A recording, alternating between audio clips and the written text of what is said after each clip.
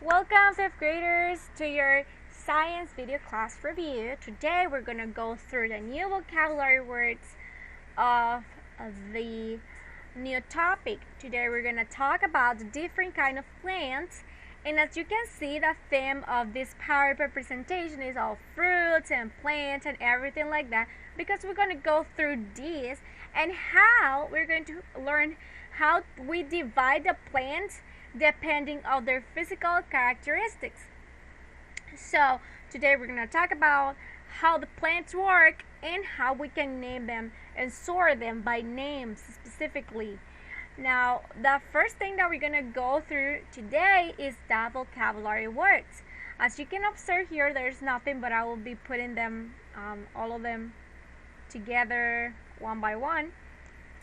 And the first one that we have is a non-vascular plant. So as you can know, the plants all have the old parts like flowers, stems, roots, fruits, leaves. But there is a fact with non-vascular plants. Non-vascular plants is one plant that lacks. Lacks means that doesn't have a vascular system. What does this mean? That a vascular system will be the stem and also the flowers. So basically, the non-vascular plants are the plants that do not have stem and flowers. So what are you going to do with this vascular plant is that you're going to copy all that information in your notebook. Okay, copy that in your notebook. Then we have the vascular plants. The vascular plants are those that have leaves, stem and roots, and that have vascular system formed by conducting vessels. So that's the difference between these two. The non-vascular have no stem and flower, and the vascular do have them.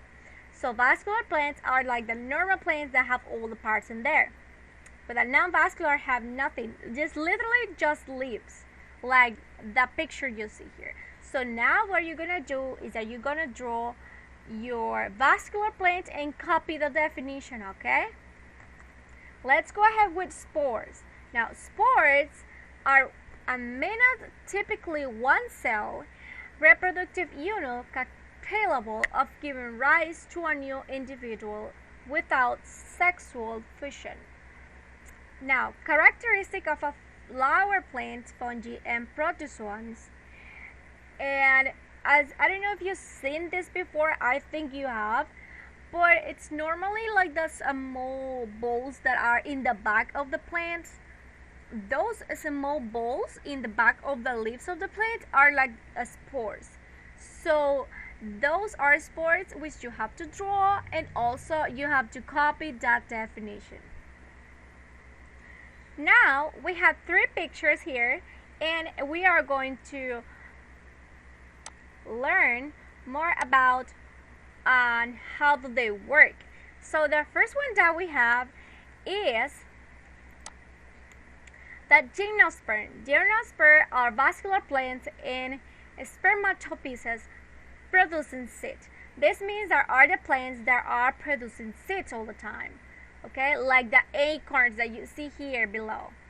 And then we have the pollen, which is a very tiny grains produced by the stamens of a flowers of special sacs of a male cone that fertilize the seeds and usually appears as fine yellow dust.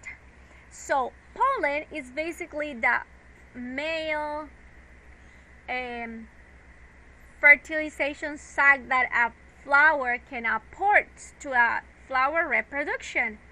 And we need it because, and as you can see here,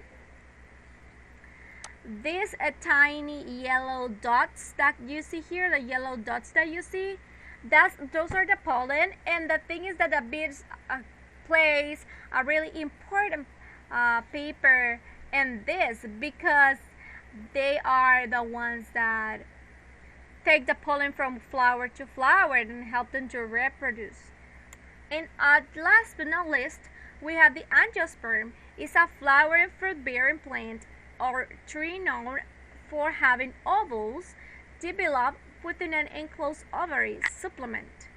angiosperms are plant producing flowers. So that's basically an angiosperm, the plants that have flowers but no fruits. Alright, so when you finish copy that, there's no homework for today, and I hope you guys can learn more about how we classify the plants depending on their physical characteristics, but that's okay.